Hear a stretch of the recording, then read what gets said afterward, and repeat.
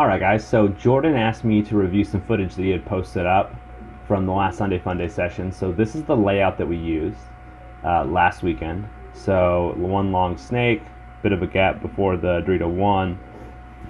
Kind of unique where we got two pills in the kind of off the back center there. So anyway, let's go right into the footage and we'll get some feedback here.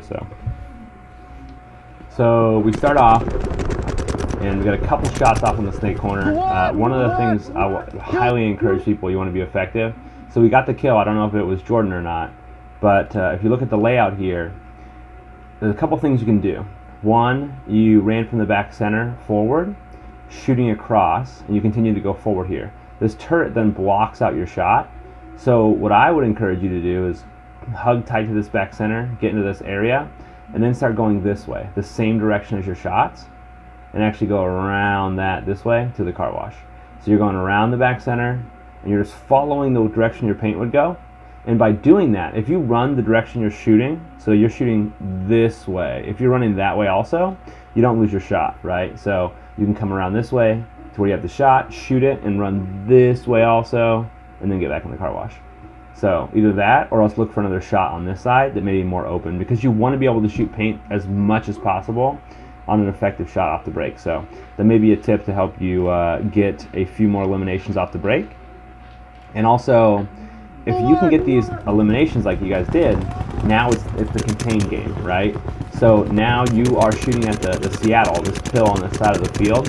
I would actually be looking at moving into the red, I believe we're calling it, on this layout, but the big wedge that's here. And the reason I would do that is when I move into this red, now I can start wrapping and putting a ton of pressure on this this pill. Now, not that it's going to work, but also if you look at this, you may be able to bounce paint off this can into the pill also. Just because of that angle. I mean, if you shoot at it, you're here, it comes off, you know, kind of like imagine some, I can't do it very well with the mouse, but imagine some pool. It may plink off and bounce into this guy.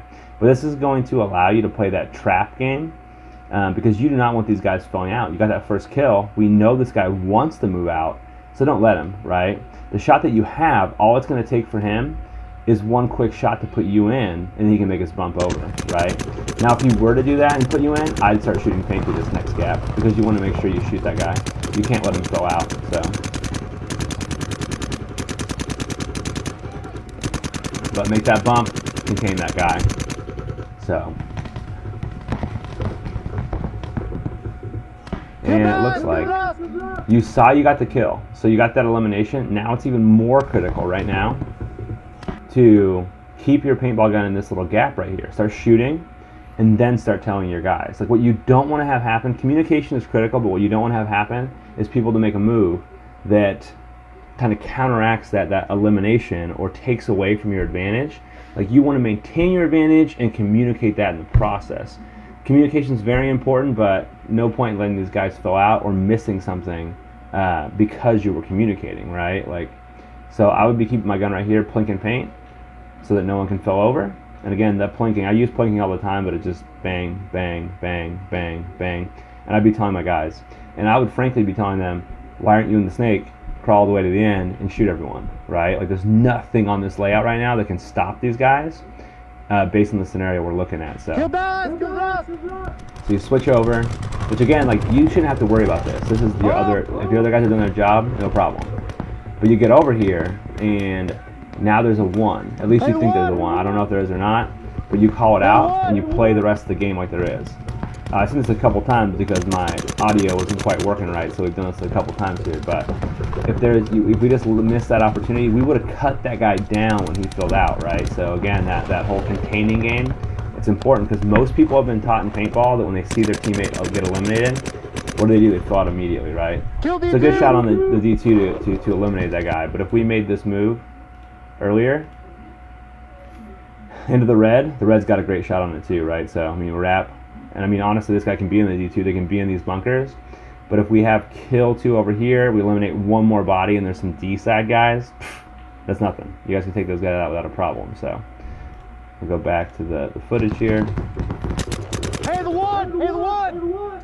But when you play up in the middle of the field, it's the contained game typically, right? Like, and you want to be sneaky about it. We'll talk a little bit more about that in the next video. We saw some stuff. But imagine if you're in this bunker, you can see here there's these huge gaps. So that pill guy, the pill probably sits somewhere over here. You could actually be tight enough in here to still get a shot off if he fills over and see him leave his bunker, which is called baiting. So like that's definitely what I'd be looking at doing. And imagine now if this guy wasn't here, if there is one there, and you make that wrap, now you can see your last guy here, right? Who the guy that ends up shooting you. Now, other thing, when we make this bump, when we make this bump here, right here, so you can see this corner guy has a small shot through this gap.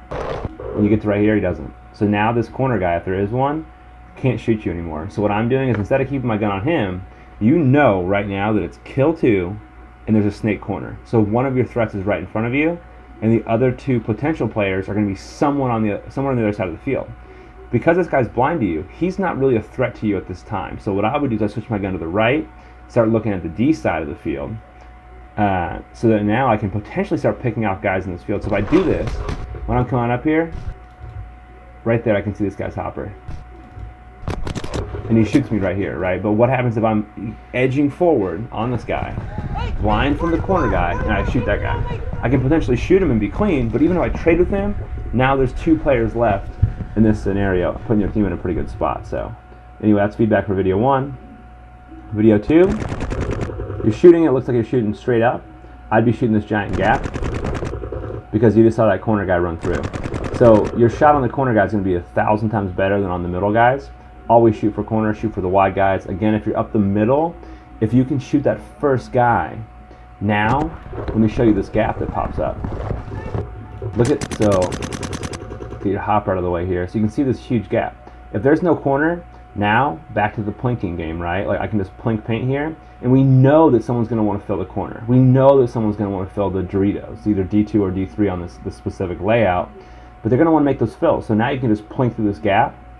And frankly, it'd be very difficult if you're doing a good job at that to make the move over, because the D1 guy can't even see you right here. He can't wrap out of his bunker and put you in for him to make his move, right? So it allows you to have full control of this side of the field, so making this bunker a very, very, very powerful bunker. So if I were you, I'd probably get 2, potentially even 3 guns up off the break to shoot this corner player or D2, D3 player, so they do not get past this little line right here. You know, they don't get past the D1 on this side of the field, because from this car wash you have a great containing spot. So you and me talked about this a little bit, but you're shooting pretty high here. If I were you, I would get lower to the ground, and the reason I would do that is your paint is going to be shooting kind of flat or up. So when this D side guy slides into his bunker, you don't necessarily have a great shot of shooting him unless he's up super high. If you're down low to the ground, the paintball's coming from low, projecting up at the guy, so the chances of hitting him are just higher, right? So, and now I wouldn't worry too much if I were you. I'm walking the D side, that's my job. I'm not too worried about these guys at this point, right? It's a lot of battling. They're going to snap out and shoot at you. You're going to shoot at them. Someone in the end is going to end up dying. But what I'd be doing is I'd be hiding a little bit, right? So there's a clip here a second ago that kind of showed what I was looking for. So right here. So it's tough to see, but this is what we call baiting, where I would get a little bit tighter than where your camera is, so I can just see the outside of this bunker, and I'd actually have my gun posted up somewhere in the middle here, so that when I see this guy leave his bunker, I can be ready to shoot him. And what's going to happen is he's probably going to wrap and start shooting the edge of my bunker. So now I know this guy's getting ready to go. Though usually people will give you a free pass there, letting you know that information. And then they're going to step out of their bunker, you're going to see him, you're going to blow him away. And they're going to actually stop probably shooting at you anyway, because they're looking for other people that are shooting at them. So they're going to take one step out of their bunker, not see you, you're going to start shooting, they're going to get tore up in the middle, they're going to be confused on how it even happened, and that's how. You just hid from them. And they think you're looking the other way, or they think you might have died, they don't know, right? And imagine if you're in his scenario, the D1 or D2, D3 player scenario, that corner guy's probably telling him, hey, go, I got this guy in, and everything else, right? So you make that move, you tear them off, tear them up, real quick, easy elimination. So, you know, and you seem to be a good gun battler, but I'm telling you that you can lose these things real quick. And as people fall like that, I don't like playing people who are going to die battling a ton, right? Like, so either have great gun battling skills or be a little cautious. Now you're kind of in a crappy scenario, because when they get in the snake here with this continuous snake like this, that we have on this layout, this guy can literally just crawl, especially if you don't have a corner.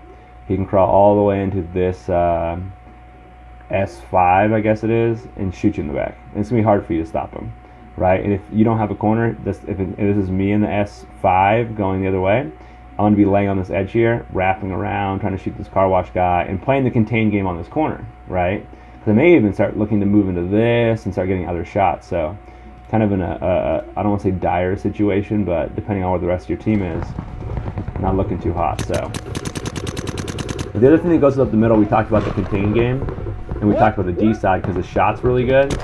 But if you guys shoot that snake side corner, they've got to let you know, because if you guys double or triple up guns on this D corner and you still miss them, what happens when you shoot the snake corner?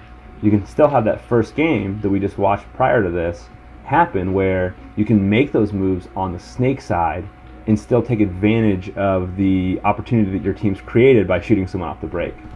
So this game doesn't end awesome for you, but is what it is, and hopefully we can learn from it. So that's what you got. A lot of good information, I think, there. So anyway, hopefully we see you guys out this Sunday, and yeah, we'll go from there.